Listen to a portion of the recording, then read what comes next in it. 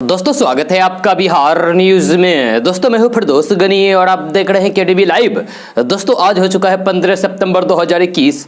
तो आज की बिहार की टॉप न्यूज लेकर आए हैं आपके लिए। दोस्तों वीडियो स्टार्ट करने से पहले आपसे एक रिक्वेस्ट है, अगर आप नए हैं इस चैनल पर तो फिर इस चैनल को सब्सक्राइब करके बेल आइकन को भी प्रेस कर दीजिए और साथ में वीडियो को लाइक कर दीजिए, अपने दोस्तों के साथ शेयर भी कीजिए। तो चलिए दोस्तों स्टार्ट करते हैं आज के पूरे बिहार की टॉप न्यूज। दोस्तों बिहार स्कूल एग्जामिनेशन बोर्ड यानी कि बीएसईबी ने 2023 में होने वाली मैट्रिक की परीक्षा के लिए रजिस्ट्रेशन की आखिरी तारीख को एक बार फिर से बढ़ा दिया है। जहां बीते सोमवार को पहले 22 सितंबर तक तिथि बढ़ाई गई थी, दोबारा इसे अब 30 सितंबर तक कर दिया गया है। जहां एक बार फिर से बिहार बोर्ड की ओर से तिथि बढ़ाने के बाद कई छात्रों को रजिस्ट्रेशन करने का मौका मिल जाएगा। अब 30 सितंबर तक रजिस्ट्रेशन किया जाएगा। दोस्तों जेल में बंद पूर्व सांसद राजेश रंजन उर्फ पप्पू यादव के रिहा होने की उम्मीद बढ़ गई है। वह पिछले 4 महीने से 32 साल पुराने एक मामले में बेल टूटने की वजह से जेल में है। यह पप्पू यादव के केस की गवाही सोमवार को पटना हाईकोर्ट में पूरी हो गई है। इसके बाद जन अधिकार पार्टी के नेताओं ने उम्मीद जताई है कि पप्पू यादव जल्द जेल से रिहा होंगे, जहां अभी उनका दरभंगा डीएमसीएच में इलाज चल रहा है। अपहरण के मामले में बीते 11 मई को पटना से पप्पू यादव को गिरफ्तार किया गया था, जिसके बाद से वह जेल में बंद है। इस दौरान उनकी जमानत को लेकर की गई अंतिम अपील को कोर्ट ने खारिज कर दिया था। दोस्तों जेएनयू छात्र संघ के पूर्व अध्यक्ष कन्हैया कुमार के कांग्रेस पार्टी में शामिल होने को लेकर मीडिया और कांग्रेस गुट में कयास लगाए जा रहे हैं। यह भारतीय कम्युनिस्ट पार्टी यानी कि भाकपा नेता के करीबी सूत्रों ने हालांकि इस पर सफाई देते हुए कहा है कि ये अफवाहें हैं जो फैलाई जा रही है। उनके कांग्रेस में शामिल होने की कोई भी बात नहीं है। कांग्रेस के सूत्रों का कहना है कि वह पहले भी राहुल गांधी से मिलते रहे हैं और पार्टी में शामिल होने का प्रस्ताव पिछले लोकसभा चुनाव से लंबित है। दोस्तों एसबीआई को एक बार फिर से मेंटेनेंस की जरूरत पड़ी है। जब भी मेंटेनेंस काम होता है तो फिर बैंकिंग सेवाएं प्रभावित होती है, ठप होती है, जिससे ग्राहक एसबीआई की डिजिटल बैंकिंग सेवाओं का इस्तेमाल नहीं कर पाएंगे। एसबीआई ने इंटरनेट बैंकिंग सेवाओं के अस्थायी निलंबन के बारे में सूचित करने के लिए ट्विटर का सहारा लिया, ताकि उसके ग्राहक बिना किसी समस्या के अपने लेन देन की टाइमिंग को निर्धारित कर सके। एसबीआई ने अपने सम्मानित ग्राहकों से बैंक के साथ बेहतर बैंकिंग अनुभव प्रदान करने का प्रयास करने का अनुरोध किया है। एसबीआई ने ट्वीट किया है और लिखा है कि ऋणदाता 15 सितंबर को 2 बजे के बीच अपने इंटरनेट बैंकिंग एप्लीकेशन पर मेंटेनेंस एक्टिविटी का संचालन करेगा। इस अवधि के दौरान एसबीआई यानी कि इस समय के दौरान एसबीआई की ऑनलाइन सुविधा उपलब्ध नहीं रहेगी। दोस्तों बिहार के उद्योग मंत्री सैयद शाहनवाज हुसैन ने कहा है कि टूटा हुआ मक्का, टूटी हुई चावल और सड़ा हुआ अनाज बर्बाद नहीं होगा, क्योंकि इससे एथेनॉल बनाया जाएगा। सैयद शाहनवाज हुसैन ने कहा है कि नीतीश कुमार जी ने 2007 में कहा था कि हमें मक्का, टूटे हुए चावल और सड़े हुए अनाज से एथेनॉल बनाने की अनुमति दी जाए, लेकिन पवार साहब ने इजाजत नहीं दी। प्रधानमंत्री नरेंद्र मोदी ने इस बात की इजाजत दे दी है। अब मक्का, टूटा हुआ चावल और सड़ा हुआ अनाज बर्बाद नहीं होगा। अगर रखा हुआ धान पानी बरसने से गीला हो जाए तो फिर निराश नहीं होना है। एथेनॉल फैक्ट्री में हुए जाएगा और समर्थन मूल्य में ज्यादा पैसा मिलेगा। दोस्तों सफाई कर्मियों द्वारा चल रही हड़ताल को लेकर पटना हाईकोर्ट में सुनवाई हुई है। इसमें पटना हाईकोर्ट ने नगर निगम के सफाई कर्मियों को तत्काल हड़ताल समाप्त करने को कहा है। साथ ही इस मामले को लेकर हाईकोर्ट ने सरकार को भी नोटिस देकर जवाब मांगा है। कोर्ट ने बिहार सरकार से कहा है कि निगम कर्मियों की मांगों पर विचार करके 8 सप्ताह में लिखित जवाब दें। यह सुनवाई हाईकोर्ट के चीफ जस्टिस संजय करोल की खंडपीठ ने की है। आपको बता दें कि अपनी 12 सूत्री मांगों को लेकर सफाई कर्मी पिछले सप्ताह से हड़ताल पर थे। इसके चलते शहर में साफ सफाई व्यवस्था चरमरा गई थी। पटना शहर के कई जगहों पर कचरा का अंबार लगा हुआ था। इससे संक्रमण बीमारियों की फैलने की आशंका भी बढ़ गई थी। सफाई व्यवस्था को लेकर शहर वासियों में भी आक्रोश बढ़ता जा रहा था। दोस्तों एआईएमआईएम के सांसद असदुद्दीन ओवैसी कल पटना पहुंचकर मोदी सरकार पर बड़ा हमला बोला है। इस दौरान ओवैसी ने एक ऐलान किया है कि उनकी पार्टी यूपी में 100 सीटों पर चुनाव लड़ेगी और बाहुबली कहे जाने वाले नेता को भी टिकट देगी। ओवैसी ने कहा है कि यूपी में अल्पसंख्यक समुदाय को उनका हक दिलाने के लिए हम संघर्ष करते रहेंगे। पत्रकारों से बातचीत करने के दौरान असदुद्दीन ओवैसी ने कहा है कि यूपी में हम अतीक अहमद और मुख्तार अंसारी से बात कर रहे हैं। जल्द ही उनके चुनाव लड़ने पर फैसला कर लिया जाएगा।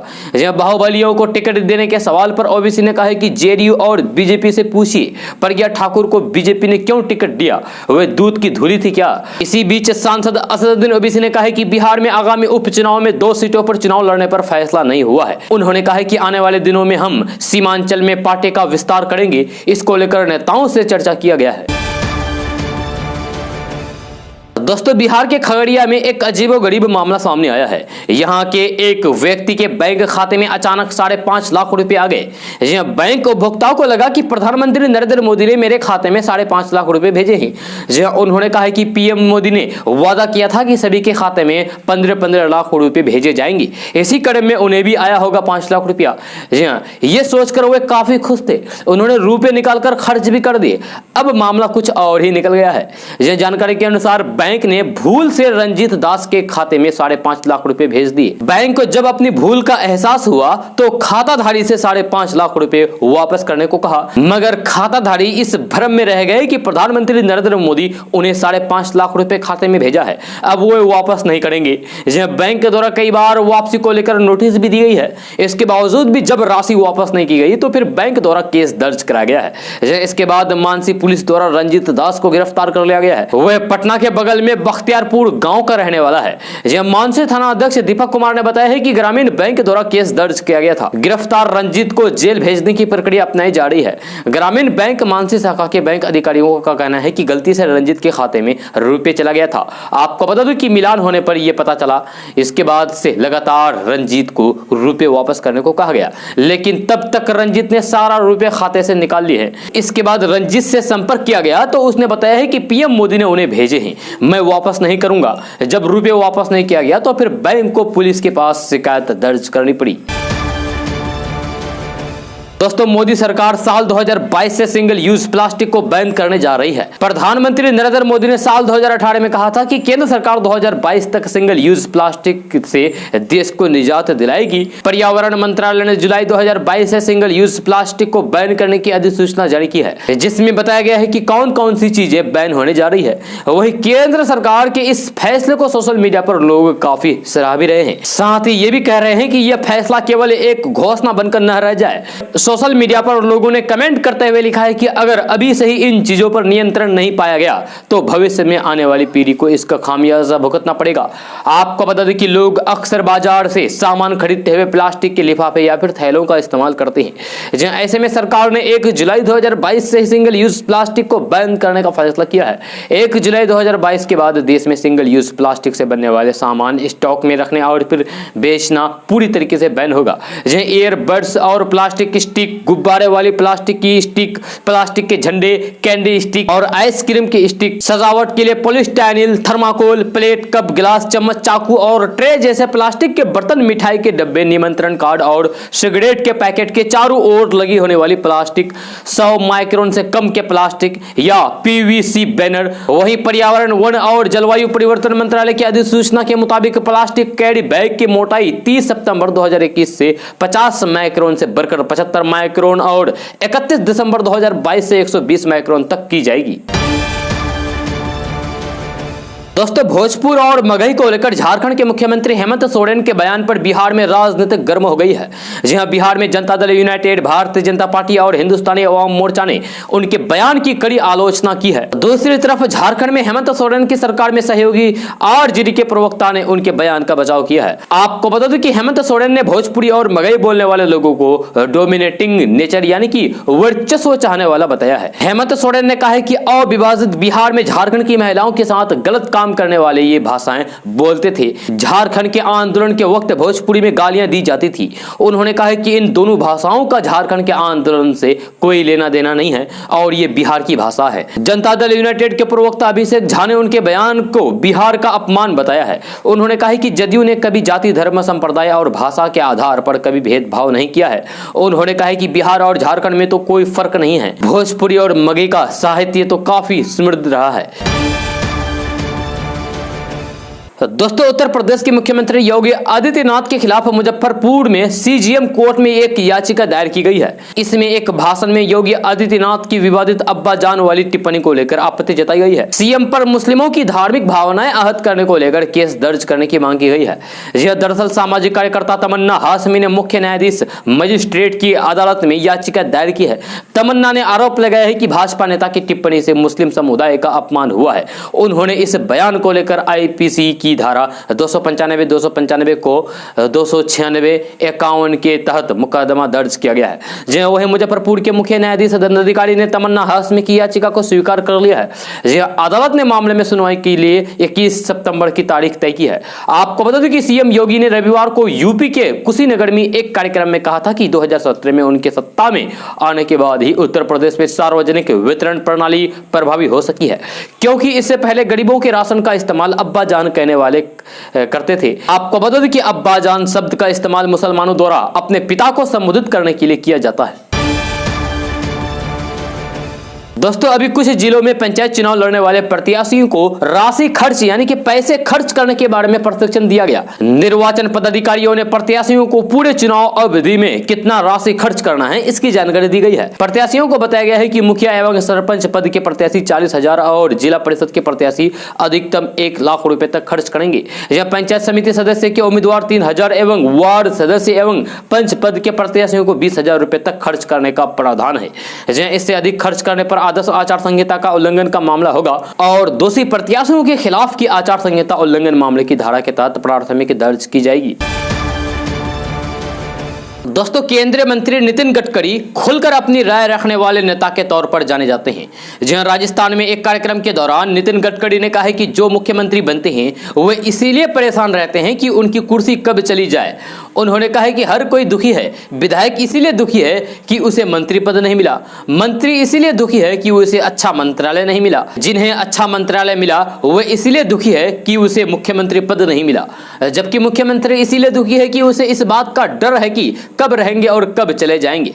यह नितिन गडकरी का यह बयान इसीलिए भी अहम है क्योंकि पिछले कुछ समय में भाजपा शासित कई राज्यों के मुख्यमंत्री बदले जा चुके हैं। यह राजस्थान विधानसभा में आयोजित सेमिनार में बोलते हुए नितिन गडकरी ने कहा है कि मुझे लगता है कि हमें राजनीति का अर्थ क्या है उस पर विचार करने की जरूरत है। राजनीति सामाजिक आर्थिक परिवर्तन का प्रभावी उपक्रम है। लोकतंत्र के माध्यम से समाज में जो सबसे आखिरी पायदान पर जो व्यक्ति खड़ा है उसके जीवन को बदलना ही लोकतंत्र का मकसद है। दोस्तों, उत्तर प्रदेश विधानसभा चुनाव होने में अब कुछ ही महीने बाकी है। जी हां, और गांधी परिवार एक बार फिर से आंदोलनकारी किसानों के समर्थन में मैदान में उतर आया है। पर इस बार राहुल गांधी या फिर प्रियंका गांधी नहीं बल्कि उनके चचेरे भाई और भारतीय जनता पार्टी के सांसद वरुण गांधी किसानों के हक की बात कर रहे हैं।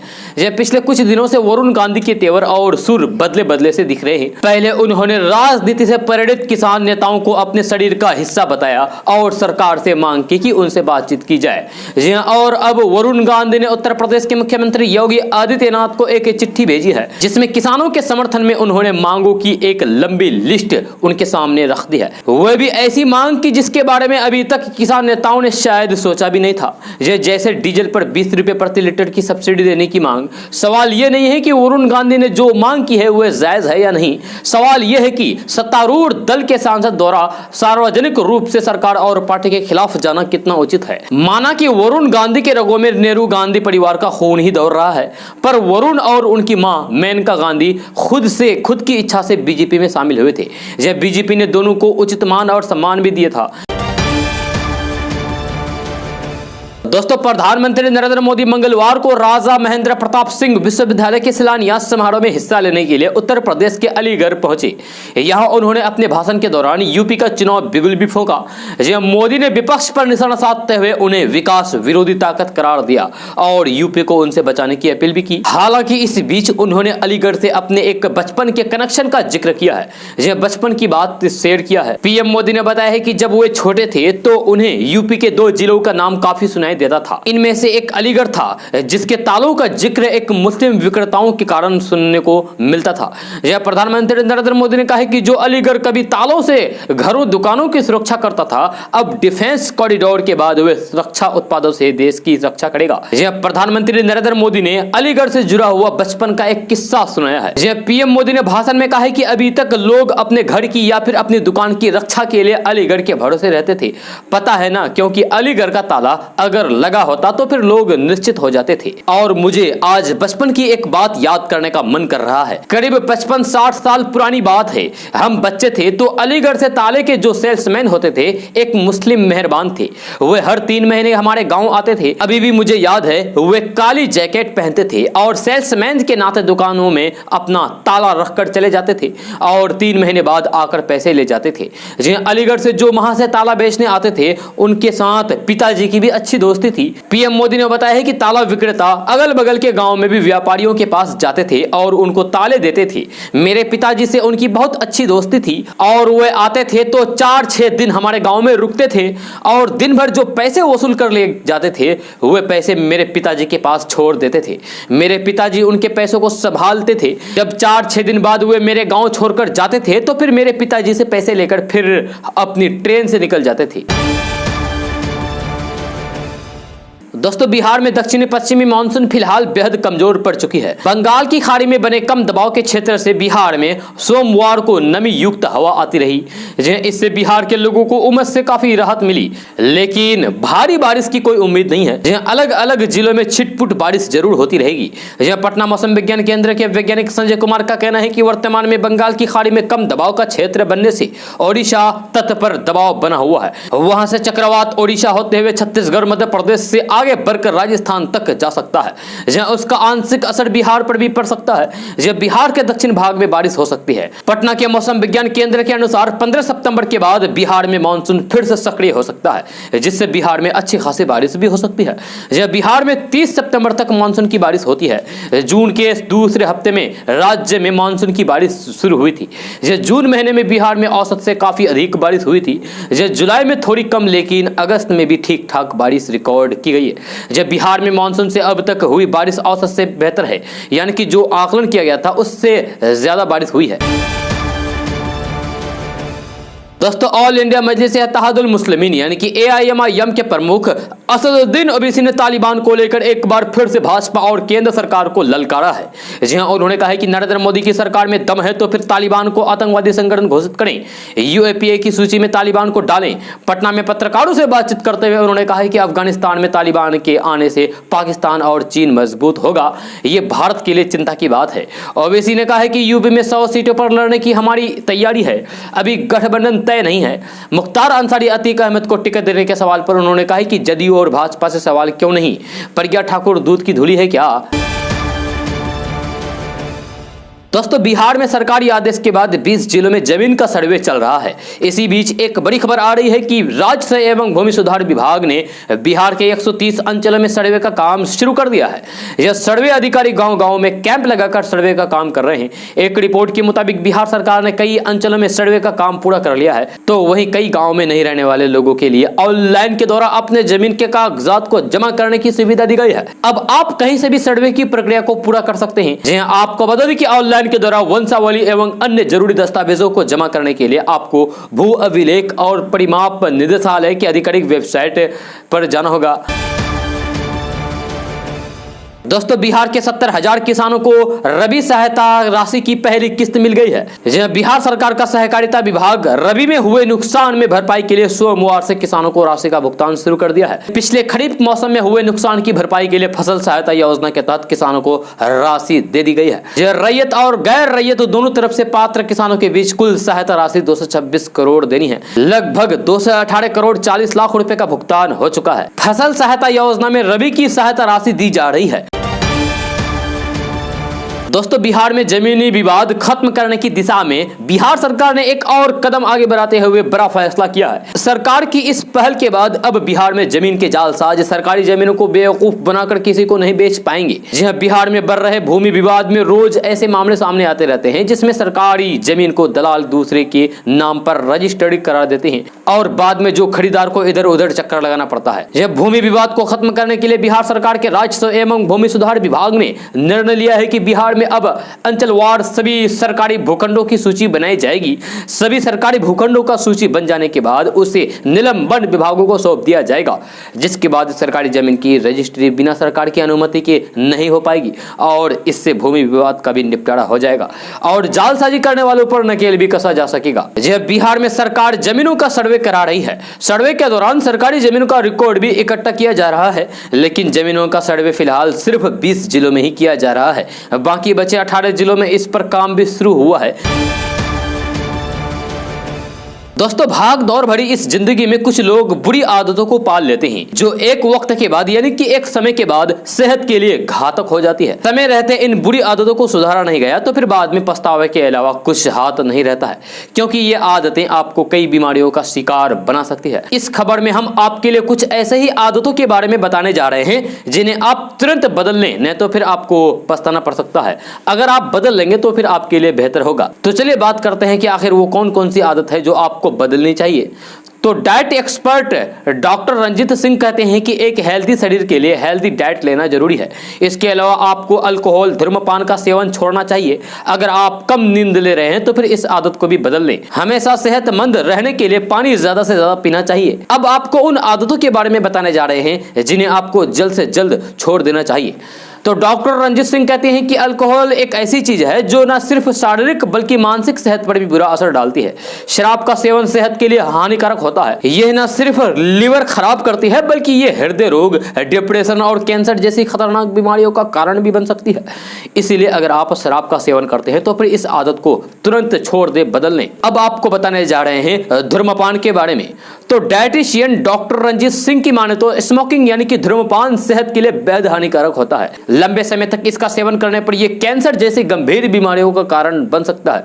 एक रिपोर्ट के मुताबिक 80 से 90% लोगों को फेफड़ों का कैंसर धूम्रपान की वजह से ही होता है। इसीलिए बेहतर होगा कि सिगरेट या बीड़ी समय रहते छोड़ दें, नहीं तो फिर यह आपके लिए जानलेवा साबित हो सकता है। अब आपको बताने जा रहे हैं कि आप अधिक पेन किलर्स का इस्तेमाल करते हैं तो आप इस आदत को छोड़ दें। जी हम देखते हैं कि थोड़ा सा भी दर्द होने पर लोग तुरंत पेन किलर्स खा लेते हैं, जबकि ऐसा करना ठीक नहीं है। लंबे समय तक पेन किलर्स का इस्तेमाल सेहत के लिए हानिकारक हो सकता है। इससे हाई ब्लड प्रेशर और हार्ट अटैक का खतरा बढ़ जाता है।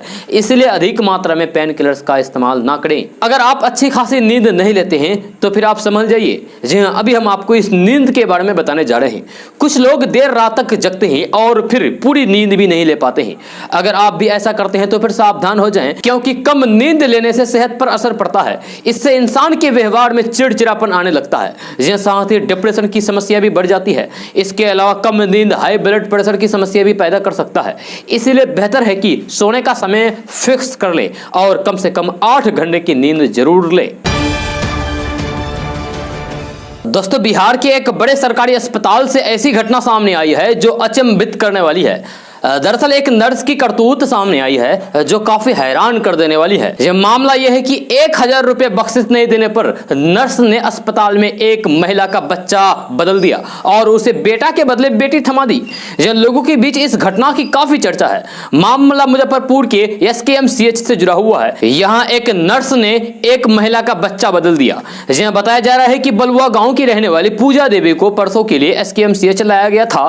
रविवार की रात पूजा ने बेटे को जन्म दिया। इसके बाद नर्स सुनीता कुमारी बख्शिश के रूप में 1000 रुपए मांगने लगी। यह पूजा देवी के परिजन नंदू कुमार ने बताया है कि 1000 रुपए नहीं देने के कारण उन्होंने कहा कि 500 रुपए ले लीजिए, लेकिन नर्स सुनीता 500 रुपए में नहीं मानी। फिर पूजा के परिजनों ने जैसे तैसे 800 रुपए इकट्ठा करके सुनीता को दिया, जिसके बाद उसने पूजा को बच्चा सौंप दिया। अगले दिन सोमवार की सुबह जब बच्चे को तेल लगाने के लिए कपड़े से बाहर निकाला गया तो फिर वह बेटी निकली। उसके बाद परिजन काफी हैरान परेशान हो गए। पता चला कि सुनीता ने कुडनी की रहने वाली सुजाता देवी की बेटी से पूजा के बेटे को बदल दिया है। खुद सुजीता ने ही बताया कि उसकी बेटी हुई थी, लेकिन नर्स सुनीता ने उसके पास बेटा लेकर दे दी। दोस्तों सरकारी नौकरी की तैयारी कर रहे बिहार झारखंड के युवाओं के लिए बड़ी खबर सामने आ रही है, जहां Uttar Pradesh power corporation limited यानी कि यूपीपीसीएल ने IT, corporate planning, commercial finance, technical समेत के विभिन्न पदों पर डायरेक्ट पद की भर्ती के लिए आवेदन मांगे हैं। जहां ऑनलाइन आवेदन की प्रक्रिया 13 सितंबर से शुरू हो गई है। इच्छुक उम्मीदवार यूपी बिजली विभाग में डायरेक्टर पद पर ऑनलाइन आवेदन करने के लिए यूपीपीसीएल की आधिकारिक वेबसाइट www.upenergy.in पर जा सकते हैं। आपको बता दूं कि ऑनलाइन फॉर्म जमा करने की लास्ट डेट 28 सितंबर है। दोस्तों बिहार पंचायत चुनाव 2021 में इस बार आशा वर्कर और पीडीएस दुकानदार भी अपनी किस्मत आजमा सकते हैं। राज्य निर्वाचन आयोग ने साफ कर दिया है कि आशा कार्यकर्ता और पीडीएस भी मुखिया, सरपंच, पंचायत समिति और वार्ड सदस्य सहित तमाम पदों पर चुनाव लड़ सकते हैं। निर्वाचन आयोग ने कहा है कि आम लोगों की तरह ही आशा कार्यकर्ता और पीडीएस दुकानदार भी चुनाव लड़ सकते हैं, बशर्ते वे चुनाव लड़ने की योग्यता रखते हो। निर्वाचन आयोग के मुताबिक आंगनबाड़ी सेविका और सहायिका न तो पंचायत चुनाव लड़ सकते हैं और न ही किसी प्रत्याशी का प्रस्तावक बन सकते हैं। राज्य निर्वाचन आयोग के मुताबिक नामांकन भरते समय निर्वाचन पदाधिकारी के कक्ष में प्रत्याशी और उसके एक प्रस्तावक ही जा सकते हैं। दोस्तों बिहार पंचायत चुनाव चल रहा है। यह प्रत्याशी प्रचार का दूसरा रास्ता अख्तियार कर लिया है। यह प्रत्याशी अब इंटरनेट मीडिया के सहारे लोगों तक अपना पहुंच बनाने में लगे हैं। यह साथ ही पंचायत में 6 पदों के लिए होने वाले चुनावों में विकास के बारे में लोगों को समझाने का प्रयास कर रहे हैं। ग्रामीण परिवेश में रहने की वजह से प्रत्याशियों द्वारा व्हाट्सएप और फेसबुक को ही अपना हथियार समझ रहे हैं। इसके लिए ग्रामीण स्तर पर कुछ युवाओं के सहारे अपना परिचय और पंचायत में विकास करने के वादे कर रहे हैं। हालांकि कुछ प्रत्याशी के लिए व्हाट्सएप और फेसबुक जैसे सोशल साइट सर दर्द भी साबित हो रहा है। आखिर क्यों, तो चलिए आपको बताने जा रहे हैं। तो पंचायत से वार्ड सदस्य के लिए चुनाव लड़ रहे प्रत्याशियों को तब भारी पड़ गया जब कुछ शरारती तत्वों के द्वारा व्हाट्सएप पर वायरल हो रहे एक पोस्ट जिसमें प्रत्येक गांव में हवाई अड्डे का निर्माण, गांव के खेतों में ऐसा शौचालय का निर्माण करना जिसमें टाइल लगा हो, नल जल योजना के तहत बने पानी टंकी से पानी के बदले दूध का वितरण करने के साथ ही कई लुभाने वाले वायदे किए गए थे। उस वायरल हो रहे पोस्ट में फोटो को एडिट करके वार्ड सदस्य के लिए चुनाव लड़ रहे प्रत्याशी का फोटो पोस्ट करके वायरल किया जा रहा है, जिसके कारण पंचायत चुनाव लड़ रहे प्रत्याशियों के सर दर्द बन गए हैं। दोस्तों बिहार में बिहार मदरसा बोर्ड ने छात्रों को खुशखबरी दी है। यह मौलवी यानी कि 12वीं पास करने वाले छात्र अब दिल्ली विश्वविद्यालय के जेएनयू और यूगनू से ग्रेजुएशन की पढ़ाई कर पाएंगे। इसकी जानकारी बोर्ड के एकेडमिक की इंचार्ज मोहम्मद नूर इस्लाम ने दी है। उन्होंने बताया कि मौलवी के प्रमाण पत्रों को अब जेएनयू विद्यालय आदि में मान्यता मिल गई है। दरअसल बिहार के मदरसों में पढ़ने वाले छात्र अब से आगे की पढ़ाई के लिए इन विश्वविद्यालय में एडमिशन ले पाएंगे। यह बोर्ड के अध्यक्ष मोहम्मद अब्दुल कयूम अंसारी ने बताया है कि बोर्ड द्वारा किए गए प्रयासों के बाद ये सफलता हाथ लगी है। इसके साथ ही मदरसा बोर्ड के छात्रों को अब से नेशनल लेवल पर पहचान मिल पाएगी। आपको बता दूं कि इससे पहले बिहार राज्य मदरसा शिक्षा बोर्ड के मदरसों में अब एससीईआरटी और एनसीईआरटी पाठ्यक्रम से भी पढ़ाई होगी। बोर्ड के अध्यक्ष अब्दुल कयूम अंसारी ने बताया है कि 1100 मदरसों में कुल 2021-22 के लिए 86 करोड़ 71 लाख रुपए के सीएम मदरसा सुदृढ़ीकरण योजना लागू की जाएगी। इसके तहत सभी मदरसों में classroom, library, bench, table, boring टंकी और शौचालय आदि बुनियादी सुविधाएं मुहैया कराई जाएगी। आपको बता दूं कि बोर्ड अध्यक्ष ने कहा है कि मदरसा के छात्रों को आधुनिक पढ़ाई से जोड़ने के लिए नया पाठ्यक्रम लागू किया जाएगा। यह पाठ्यक्रम यूएनआईसीईएफ संस्था की मदद से तैयार किया जा रहा है, जिसमें क्लास 1 से 8वीं तक एससीईआरटी की किताबें शामिल की गई है। ऐसे में क्लास 9वीं से 12वीं तक की कक्षा में एनसीईआरटी किताबें लागू की जाएगी। यह किताबों को टेक्स्ट बुक्स द्वारा छपवाया जा रहा है। उन्होंने बताया कि फोकनिया परीक्षा में पास हुए उम्मीदवार के लिए 10,000 रुपए और मौलवी में पास हुए छात्रों को 25,000 रुपए की राशि दी जाएगी।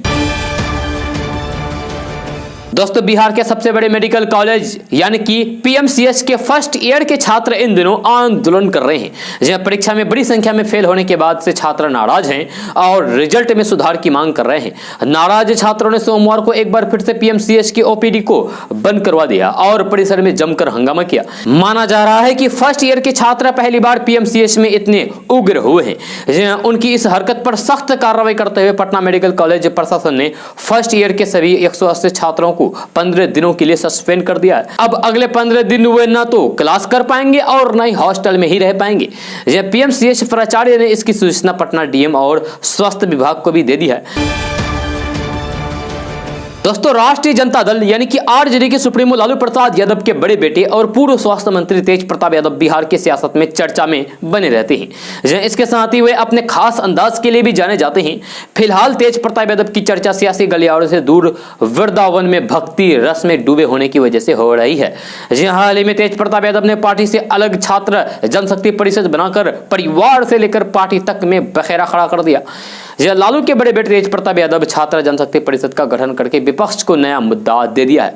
यह पार्टी से लेकर परिवार तक में इसको लेकर चर्चा है। लेकिन इन सबसे दूर तेज प्रताप यादव अपने दोस्त चैतन्य पाटिल के साथ वृंदावन में भक्ति रस में डूबे हैं। तेज प्रताप यादव ने इंटरनेट मीडिया पर तस्वीर भी पोस्ट की है। इन तस्वीरों में तेज प्रताप यादव पीली धोती और कुर्ता पहनकर बशरे को दुलार करते नजर आ रहे हैं। आपको बता दें कि बिहार की सियासत से दूर तेज प्रताप यादव अपने दोस्त चैतन्य पाटिल के साथ वृंदावन में भक्ति रस में डूबे हुए हैं। दोस्तों देश में कोरोना की दूसरी लहर का कहर धीरे धीरे कम हो रहा है। हालांकि संभावित तीसरी लहर की आशंका को लेकर तमाम तरह के एहतियात बरते जा रहे हैं। यह भारत में फिलहाल कोरोना रोधी 3 वैक्सीन का इस्तेमाल किया जा रहा है। इनमें कोवैक्सीन, कोविशील्ड और रूस की स्पुतनिक वी शामिल है। इन सब के बीच भारत ने कोविड विरोधी टीके की 75 करोड़ से अधिक खुराकें लगाने की ऐतिहासिक उपलब्धि हासिल कर ली है। केंद्रीय स्वास्थ्य मंत्री मनसुख मंडाविया ने यह जानकारी दी है। स्वास्थ्य मंत्रालय ने बताया है कि देर रात तक जब अंतिम रिपोर्ट आएगी तो फिर इस संख्या में बढ़ोतरी हो सकती है। यह शाम 7 बजे तक के अस्थायी आंकड़े के मुताबिक देश में 57 करोड़ से अधिक लोगों को टीके की पहली खुराक लगा दी गई है, जबकि 18 करोड़ से ज्यादा लोगों को दोनों खुराकें दी जा चुकी है। उसने बताया है कि देश में 99% स्वास्थ्य कर्मियों और अग्रिम पंक्ति के कर्मियों को कोविड विरोधी टीके से कम एक खुराक लगाई जा चुकी है। मनसुख मंडाविया ने कहा है कि प्रधानमंत्री नरेंद्र मोदी के नेतृत्व में सबका साथ, सबका विकास, सबका प्रयास के मंत्र के साथ देश का टीकाकरण अभियान नए आयाम हासिल कर रहा है। उन्होंने ट्वीट करके कहा है कि बधाई भारत, आजादी के 75 वर्ष में देश ने 75 करोड़ टीकाकरण के आंकड़े को पार कर लिया है। दोस्तों पंचायत चुनाव को लेकर सरगर्मी तेज हो गई है। जमुई के सिकंदरा पूर्वी सीट से 6 लोगों ने अपना नामांकन दाखिल किया था, जिनमें से 5 उम्मीदवारों ने अपना नाम वापस ले लिया है। ऐसे में दुलारी देवी एकमात्र प्रत्याशी बच गई है जिनका निर्विरोध जिला पार्षद बनना तय हो गया है। जमुई जिला परिषद के निर्वाचित पदाधिकारी और अनुमंडल अधिकारी अभय कुमार तिवारी ने इन सब बातों की जानकारी दी है। उन्होंने बताया है कि अब दुलारी देवी सिकंदरा पूर्वी भाग से निर्विरोध निर्वाचित होंगी, जिसकी प्रक्रिया पूरी कर ली जा रही है। बिहार के जमुई जिले के सिकंदरा और अलीगंज में बाहुबली कहे जाने वाले गुड्डू यादव की पत्नी दुलारी देवी का निर्विरोध जिला पार्षद बनना अब लगभग तय हो गया है। सोमवार को नाम वापसी की अंतिम तिथि थी। कल दुलारी देवी के पति गुड्डू यादव समेत 4 लोगों ने अपना नामांकन वापस ले लिया है। इससे 2 बार जिला पार्षद रही दुलारी देवी का सिकंदरा पूर्वी भाग से निर्विरोध निर्वाचित होना तय हो गया है। दोस्तों राष्ट्रीय अल्पसंख्यक आयोग के अध्यक्ष इकबाल सिंह लालपुरा ने मंगलवार को कहा कि प्रधानमंत्री नरेंद्र मोदी के नेतृत्व वाली सरकार में देश के अल्पसंख्यक 100% सुरक्षित हैं और ये बात गलत है कि मौजूदा सरकार में अल्पसंख्यकों के खिलाफ घृणा से संबंधित घटनाएं बढ़ गई है। पिछले सप्ताह आयोग के प्रमुख नियुक्त हुए पूर्व IPS अधिकारी लालपुरा ने यह भी कहा है कि इस गलत विमर्श को खत्म करने का प्रयास उनकी प्राथमिकता होगी कि अल्पसंख्यकों के बीच असुरक्षा का माहौल है। उन्होंने कहा है कि हम उस समय अलीगढ़ में दंगों के बारे में सुना करते थे जब भाजपा सरकार नहीं थी। हम दूसरी जगहों पर भी दंगे के बारे में सुना करते थे जहां भाजपा की सरकारें नहीं थी। मैं संवैधानिक पद पर बैठा हूं और जब हम आंकड़ों को देखते हैं तो फिर पता चलता है कि दंगे, हत्या और लिंचिंग की घटनाओं में कमी आई है। लालपुरा के मुताबिक घटनाएं हुई है और हो रही है, इसलिए इस आयोग की जरूरत है। यह पूछे जाने पर कि क्या प्रधानमंत्री नरेंद्र मोदी के नेतृत्व वाली सरकार में अल्पसंख्यक पूरी तरीके से सुरक्षित महसूस कर रहे हैं, तो उन्होंने कहा है कि अल्पसंख्यक 100% सुरक्षित है। उन्होंने जोर देकर कहा है कि यह विमर्श गलत है कि मौजूदा सरकारों में लिंचिंग की घटनाएं बढ़ी है, यह गलत है।